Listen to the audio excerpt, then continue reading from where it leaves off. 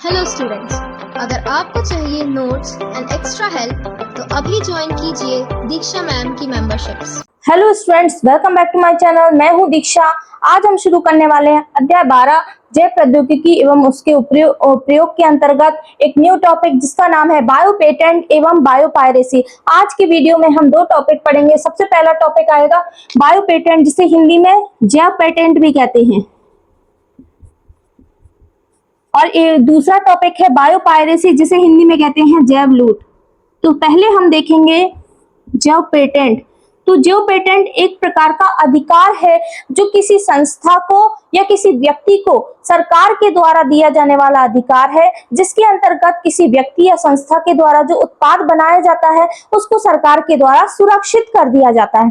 उसको ऐसे सुरक्षित किया जाता है ताकि कोई अन्य व्यक्ति या कोई और अन्य संस्था, मल्टीनेशनल कंपनियां उस उत्पाद का उपयोग ना कर पाए। तो उस उत्पाद की सुरक्षा के लिए जो नियम बनाया गया है उसे कहा गया है बायो पेटेंट। बायो पेटेंट में क्या किया जाता है, सरकार के द्वारा उस संस्था को सुरक्षा प्रदान की जा सकती है ताकि उसके जैसा उत्पाद कोई और ना बना सके, ना ही उसके जैसा उस उत्पाद का नाम कोई और कंपनी रख सके। तो जो उत्पाद बनाया गया है उसको क्या किया जाता है, सरकार के द्वारा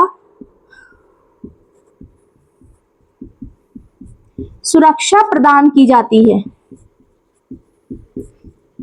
कैसी सुरक्षा दी जाती है, ताकि किसी जो संस्था है उसके द्वारा जो उत्पाद बनाया गया है उस उत्पाद के जैसा उत्पाद ना तो उसके जैसा नाम बना सके और ना ही उसके जैसा कोई और उत्पाद बना सके। ठीक है, तो उस उत्पाद के जैसा ना ही उस अन्य उत्पाद का नाम हो, यानी प्रोडक्ट का नाम हो, ना ही उसके जैसा कोई और प्रोडक्ट हो। तो सरकार के द्वारा जो सुरक्षा दी जाती है इसे ही क्या कहा जाता है, जैव पेटेंट कहा जाता है। क्या कहा जाता है, जैव पेटेंट।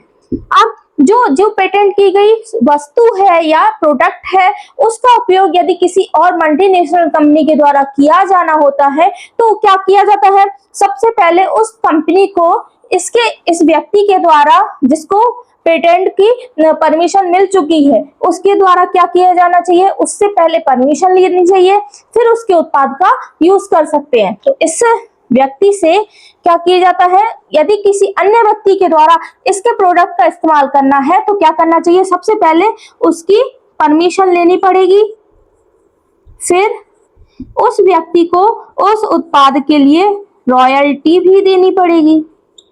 तो पहले परमिशन लेनी पड़ेगी, फिर उसे इस चीज की रॉयल्टी देनी पड़ेगी, फिर कोई अन्य संस्था उसके पदार्थ या प्रोडक्ट का यूज कर सकता है।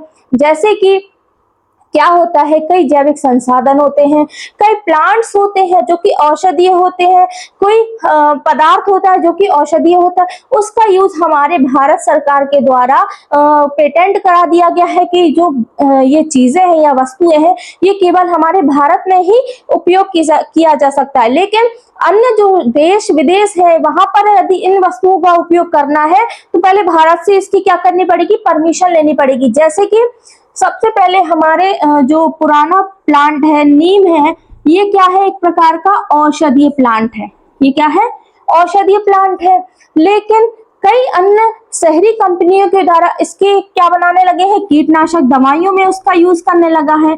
तो ये जो है ना, यानी कि हमारे जो देश की कई ऐसी चीजें या जैविक संसाधन या जैविक उत्पाद, जैविक संसाधन या जैविक उत्पाद, इनका उपयोग किसी अन्य देश या अन्य मल्टीनेशनल कंपनियों के द्वारा बिना परमिशन के किया जाता है, उसे हम क्या कहते हैं, बायो पायरेसी। उसे हम क्या कहते हैं, बायो पायरेसी, या फिर हिंदी में इसे जैव लूट भी कहते हैं। तो जैव लूट का मतलब ही होता है कि किसी भी जो प्रोडक्ट है उसका बिना परमिशन के यूज करना, उसकी कोई रॉयल्टी ना लेना, उसकी कोई परमिशन ना लेना, इसे हम कहते हैं जैव लूट। सेकंड एग्जाम्पल आता है हल्दी। हल्दी जो है कई रोगों के उपचार के लिए उपयोग की जाती है, लेकिन ये हमारे भारत की जैविक संस्थान है, मतलब जैविक संसाधन है, जिसका उपयोग अमेरिका में भी कई उपयोग के लिए किया जाने लगा है। तो ये एक प्रकार की क्या है, बायोपायरेसी कहलाएगी, यानी कि बिना परमिशन के किसी अन्य संस्था या अन्य देश की किसी भी उत्पाद या वस्तु का उपयोग बिना परमिशन के करना, ये कहलाता है जैव लूट। और पेटेंट का मतलब होता है कि सरकार के द्वारा यदि किसी व्यक्ति के द्वारा कोई पदार्थ या उत्पाद बनाया गया है, वो किसी और के द्वारा यूज नहीं किया जा सकता।